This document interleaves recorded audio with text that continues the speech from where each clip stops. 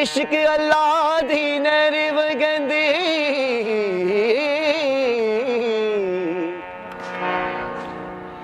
ते विच नावण करमां वालड़ियां कोजियां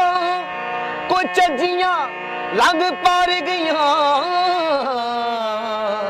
ते विच डुब गईयां शक्लां वालड़ियां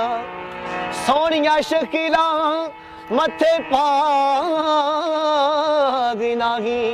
सोहणियां शक्लां मथे भाग नाही शकीलां मथे भाग नाही भाग रतियां शकीलां कालड़ियां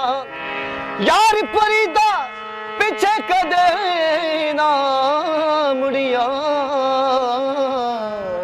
ते जड़ियां होइयां खसमां वालड़ियां।